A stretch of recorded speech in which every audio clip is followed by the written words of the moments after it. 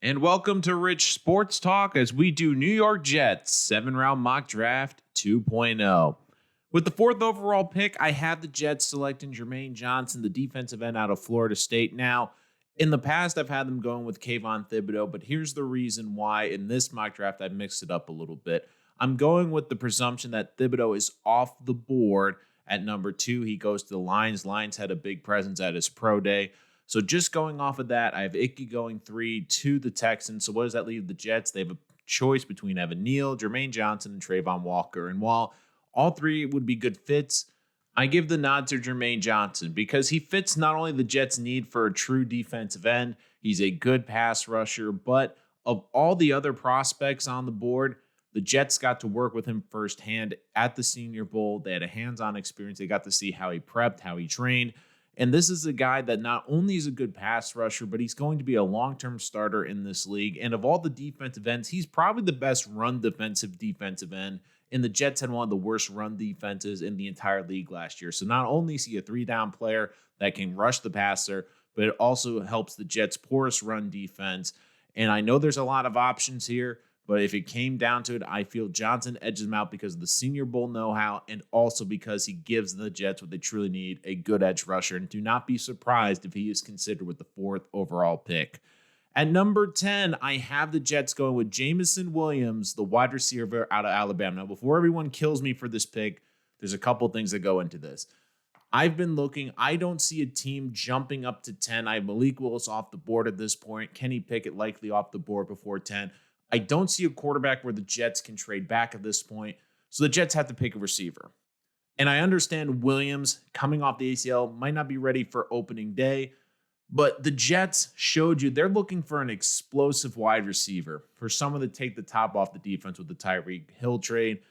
Williams, if he was healthy, would probably be the number 1 receiver in this draft. He is an explosive player, can stretch the defense, and all the receivers on the board, he could be the biggest threat in the entire draft class just because of how vertical his speed is. And I understand there's a risk here, but the Jets are looking for a home run hitter. And while there's a lot of good options here for the Jets, Drake London certainly will be considered. I just have a feeling that if the Jets are going to take a swing at finding a true number 1 explosive receiver, Williams is that guy. And I also believe the Jets are not just going to take one receiver because I have them trading up to number 20. I have them trading with the Steelers. I believe the Steelers want some extra draft capital. I have them trading the 35th pick in the draft, the 4th round pick, and the 6th round pick that they got for Blake Cashman in 2023 to move up to 20 to jump all the teams that are likely going to have a run on wide receivers at that point to take Treylon Burks, the wide receiver out of Arkansas. I've had him going to the Jets for a while. It's clear the Jets really like him, how they worked him out the combine, the private workouts, the pro day. And he might not be a true number 1 receiver, but when you look at him, he is a versatile player. The Jets can move him all around, and the Jets want to run a 49er scheme. He's been compared to Deebo Samuel. He's got that linebacker build. He can run with the football from the slot. You can line him up in the backfield, the slot, the outside. He's a fun chess piece for this offense. And don't forget this, and for people that are criticizing, well, wait a minute, they already have Elijah Moore. They already have Corey Davis. 2 big things. Number 1, the Bengals have shown you want as many weapons as possible for a young quarterback. And number 2, don't forget Corey Davis was banged up last year. And really, he's only got 1 more year left on his contract. The Jets can get out of that contract next season. So the Jets who are looking to build a young core, and I do think another player to watch here is Christian Watson, the wide receiver from North Dakota State. While I do think he's in play here for the Jets, they really like Burks, the versatility he offers, the size he offers, the physicality, but also the ability to move around the football field and even offer a wide receiver that can run with the football. You pair him with Jamison Williams from Alabama. And if the Jets cannot trade for a true number 1, they double dip at the position. They're able to get both a versatile wide receiver and arguably the most explosive receiver in this draft to pair with what they believe is a burgeoning superstar in Elijah Moore in order to help Zach Wilson develop. With their remaining 2nd round pick, I have them going with Bernard Ryman, the offensive tackle out of Central Michigan. There are a lot of reasons why I think he will be in play here. Not only did he impress at the Senior Bowl with the Jets and the staff, but you look at this tackle, Joe Douglas loves offensive tackles. He feels like, especially with offensive linemen, you can never have too many. Jets aren't able to address that in the first round, so they're able to get a first round talent here in round 2. And I really like Ryman. He's a very good athlete, can really slot into that left tackle spot, I believe, in the future. And look, he's still a bit raw.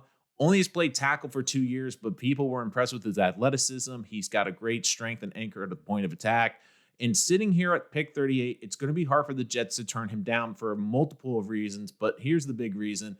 The Jets, I know the big question is going to be Mekhi Becton's health. Not only do you have a great backup for that plan, but you also have to consider best case scenario, Mekhi Becton comes back, George Fant's a free agent at the end of next year. So you have to look at a long-term solution, and maybe Becton's better at the right tackle position. So you've assured yourself with a high-end backup at the very least for this season, but likely to be a future starter. And this kid's got a lot of upside. He can be a great left tackle going forward, or even a right tackle. He has the athleticism that you look for in the scheme, and he could be a great starter. And with the Jets' questions in health at the offensive line position, specifically Becton, they cannot go into next season with Connor McDermott as the next tackle up. If one of these two starters goes down, they need to protect Zach Wilson at all costs. In the third round, I happen to go with Chad Mumma, the linebacker from Wyoming. And this is a little bit of a different pick because I don't think the Jets really want to invest in the linebacker position, but Mumma had an unbelievable Senior Bowl. He's been one of my favorite prospects throughout this process. And while I have a high second-round grade on him,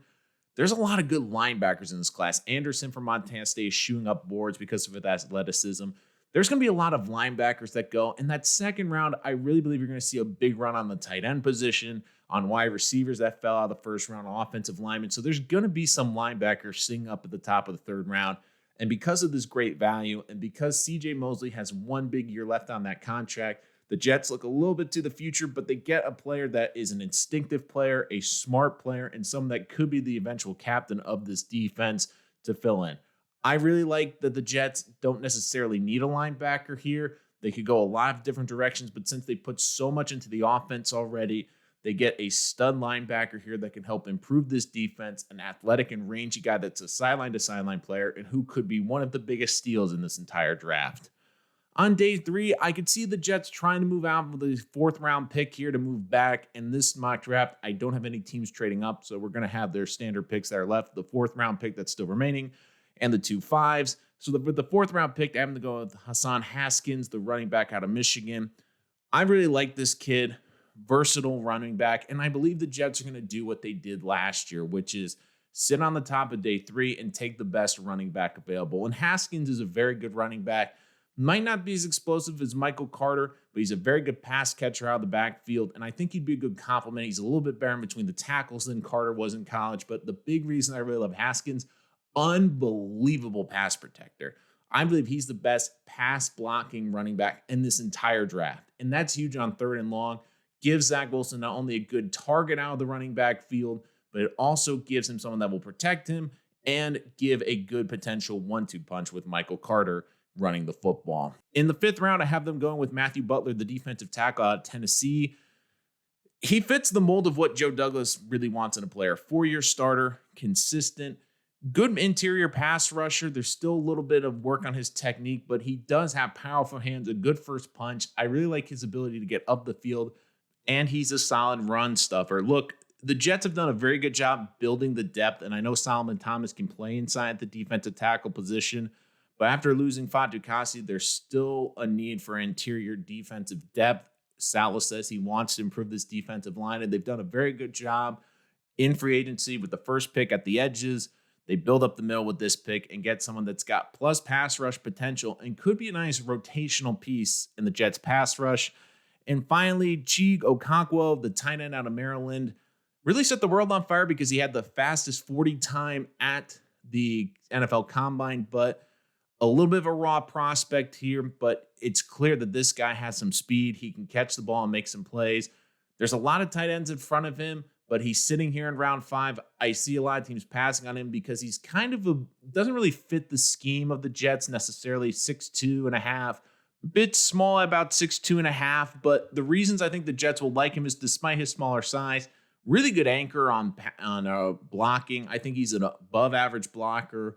He's got a bit of an explosiveness, and I understand that he's got some technique issues that he's got to work on, and there's a lot of mechanical things, but you can see the athlete here. This is a guy that can get the ball in his hands and make plays with it, and that's what they're looking for at the tight end position. And while the tight end position isn't a huge need right now, this is a really deep tight end class. You're going to see a lot of guys get pushed to the day 3. I think that another option could be Jake Ferguson from Wisconsin, but you look at the upside here and the potential to, especially in the seam in the middle of the field, to make plays. It's going to be tough. And don't forget, the Jets have been at his pro day. They really like what they see here potentially. So the Jets get a good tight end with upside here late on day 3. And that's our mock draft. Don't worry, guys. We're going to have more. Make sure you hit that subscribe button so you don't miss any of the latest content. If you're a Jets fan, we also have plenty of live streams and community content for you as well, so you're not going to want to miss this. Also, give us a follow at Rich Sports Talk on Twitter at the handle at Rich Sports Talk. And again, thank you so much for joining us here today. We look forward to seeing you here next time for our next New York Jets mock draft.